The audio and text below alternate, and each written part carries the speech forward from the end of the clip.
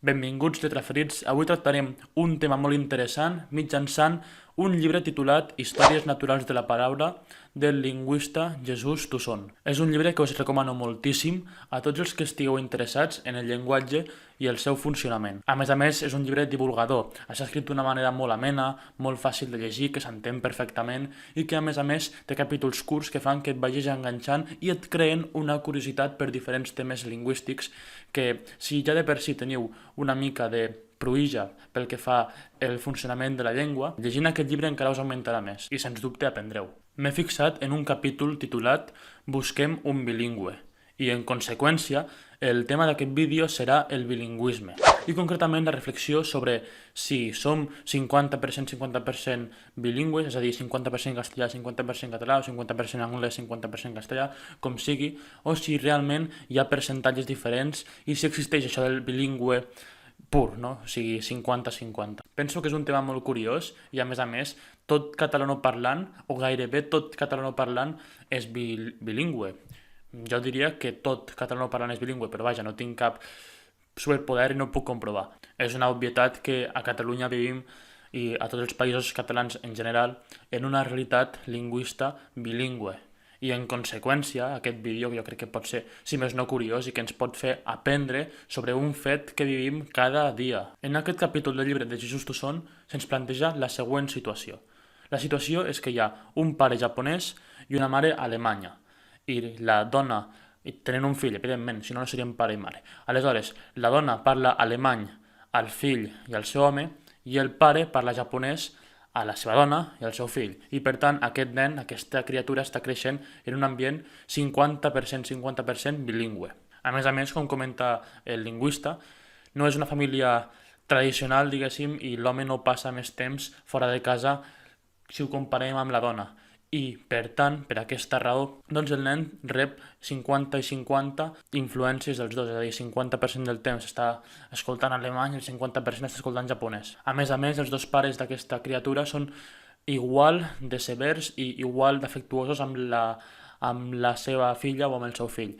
I, en conseqüència, el nen no associa una llengua amb la rigorositat i una altra llengua amb la part més afable de la vida. Per tant, de moment, la cosa està bastant igualada. Tenim a dos pares que passen el mateix temps amb el seu fill, que tenen un comportament semblant, etc. Curiosament, quan el nen surt de casa, també va en una escola en què 50% és alemany, 50% és japonès. És a dir, tenen un horari milimètricament, matemàticament dividit. Fins i tot a l'hora del pati, els nens parlaven d'una manera totalment equilibrada i, per tant, no hi havia cap desigualtat pel que fa a l'ús d'una llengua o a l'ús d'una altra llengua, en aquest cas el japonès i l'alemany. I el temps que el nen passava fora de l'escola, allò que se'n diria extraescolar, doncs tota la influència que rebia també era 50-50, és a dir, els cartells eren totalment bilingües, les pel·lícules estaven subtitulades en els dos idiomes i no hi havia cap tipus de desequilibri per cap lloc.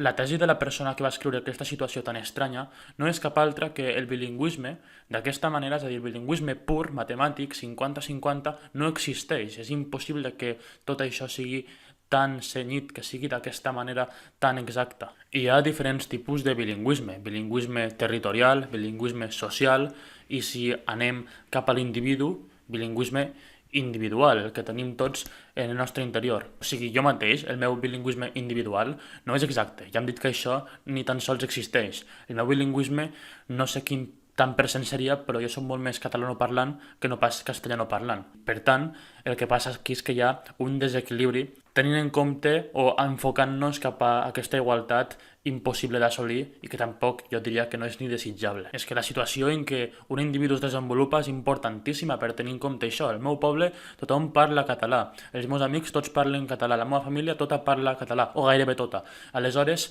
aquí hi ha una mica de desequilibri, ja us dic, si ens enfoquem en aquesta igualtat impossible d'atènyer. Soc una persona que desitja en català, que somia en català, que pensa en català, que en definitiva viu en català. Això no és excloent, és a dir, jo em puc expressar en castellà i si no és una situació en què un està nerviós o en què una persona està iracunda, doncs no hi ha problemes, encara que no sigui la teva llengua habitual. I és que quan un subjecte, encara que el considerem bilingüe, ja hem dit que el bilingüisme 50-50 no existeix, parla en una llengua que no és la més habitual de les dues o de les tres que té.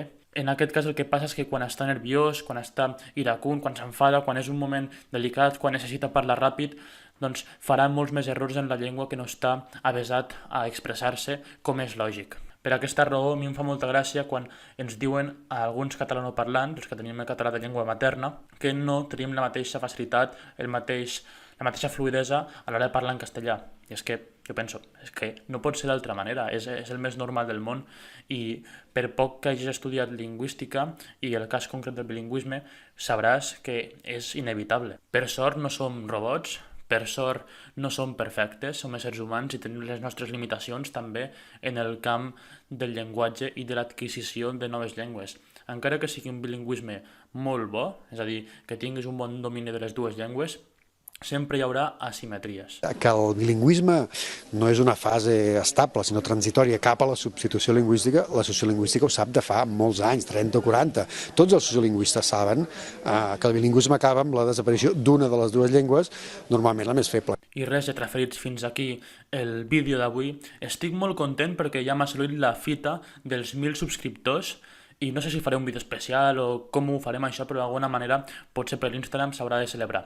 Potser engegant ja d'una vegada el concurs de Pobre Pompeu, no? Que ja fa uns dies que em vau enviar les imatges, ara està tancat i crec que ja podríem començar amb la part final, amb el procés de selecció, vaja. He de confessar-vos que ara fa un any, quan vaig començar aquest canal, no em pensava que tindria tan bona rebuda, no em pensava que li donaríeu tant de suport i per tant he de confessar-vos que això, que estic molt content i molt satisfet amb els resultats que han anat tenint i amb els comentaris que rebo de la gent, la immensa majoria positius i donant-me ànims perquè segueixi fent aquesta feina. Si voleu als comentaris em podeu posar quin grau de bilingüisme penseu que teniu, quin percentatge català-castellà, castellà-català, anglès, àrab, el que sigui. I res de trafits, espero que estigueu molt bé i que mai sigueu uns bilingües purs perquè no hi ha res més avorrit que la perfecció matemàtica. Adéu-siau.